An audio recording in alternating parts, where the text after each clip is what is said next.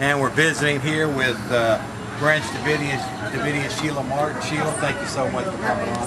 First off, I want to give you the opportunity to say whatever you want to say about on this special day here.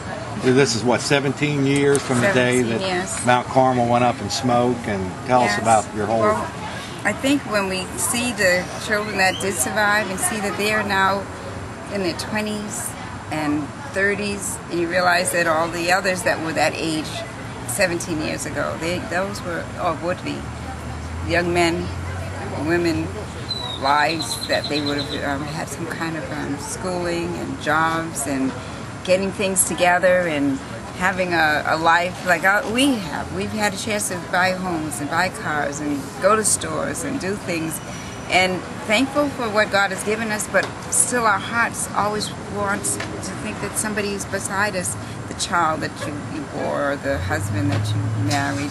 You want them to be a part of this whole experience. You're thankful for all the things that people have done for you, but there's that part of you that knows that those who died way back in 1993, on April 19th, they didn't have a chance. They suffocated. Those first few days, I felt the fire on my back, because as they turned away from the fire, as they were breathing in it, I felt my lungs, just filling with this. I felt so close to them being in that building and all that consumption or whatever. And even though each year you're thankful for what God has done, is that part of you that is so painful for what has happened. And you're reminded every year, even more so, just listening to the names. Yeah. And you see the faces, and you get to see on the other faces of other people, they have a joy, and they're happy to see you, and you're happy to see them, but you know you're there because someone has died. Tell us about your book here. It's When They Were Mine. Memoirs of a Branch Davidian wife and mother, Sheila Martin. Tell us about this. Well, many years ago we were approached by a lady from Louisiana, a professor there, and people from Baylor. This all came together, and they said, well, do you think you'd like to? And you're thinking, well, we're hoping soon God is coming, and the book doesn't have to be done because it's painful, and you don't want to remember all those things. Thankfully, as time goes on and you're able to deal with what has happened, then you can listen a little bit more in your heart about what has happened, who has died, the tragedy, and you can bear the fact that they're not with you. But I found that as I was reading and writing the things and going over things, I was reliving everything. You can remember that first day when you sensed that they were gone, they weren't coming back. There was no Mount Carmel to go back to. There was nobody calling you on the phone. They were not alive anymore. And you found yourself wondering how you're going to live, how you're going to deal with it. But because God was always been there for you, you say, well, I can get through it.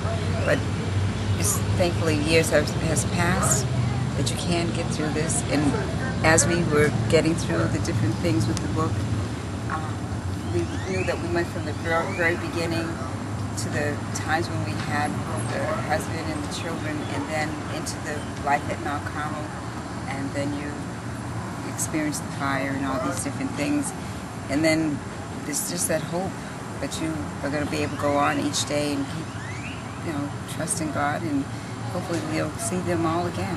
But that's what the book is all about, the whole situation from how I first met the Seventh-day Adventists and Davidians, David, and all these different things, and this is what this book is about. And it has pictures also in the middle, pictures that I've drawn about the people and just different experiences. I wanted to remember them, some of the things and some of the people and some of the situations I had experienced while it was during the siege.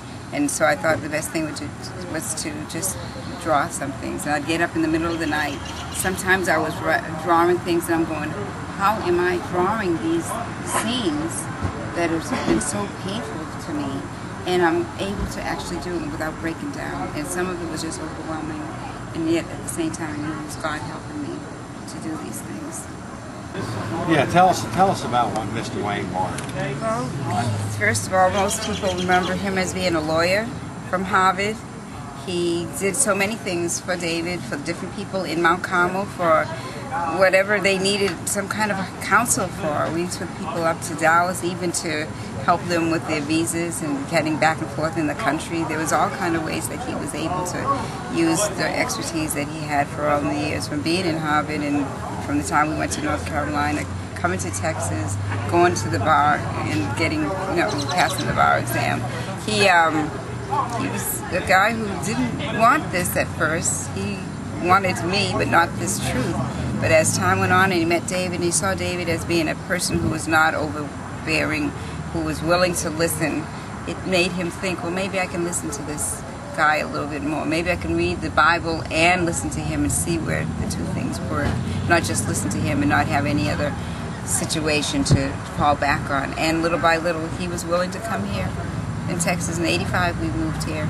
And he just grew. I saw him grow. It was like David said, this is his turn now to have the experience. I had known these people and about these people here in Waco for 20 or more years, so it was his turn. It was great to see him want, and mostly the thing I remember is when I came out of Mount Carmel on the day they brought us downtown to Waco to the police station. I spoke to the agent, asked him could I speak to Wayne. He said yes. They got him on the phone. I said, hi Wayne, how are you? The kids are fine.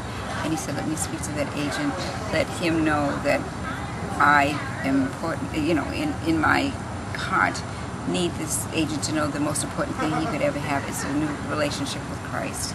He needed to know that the Bible was important. And I've kept that. I've kept that with me so that my heart is heavy, but I remember my husband as being a person who loved the Lord and loved the Word and wanted other people to know. And I'm not afraid of life. I think because of that little 5 minutes that I sat and watched him, I knew my husband would be fine. When I knew he was with God and he was going to trust God for everything. Well, I wish you the best success with it. Thank you so very much. Thank you. I appreciate it very much. Thank you. Right here, folks. Thank you very much. Sheila Martin. Memoirs of a Branch Davidian wife and mother.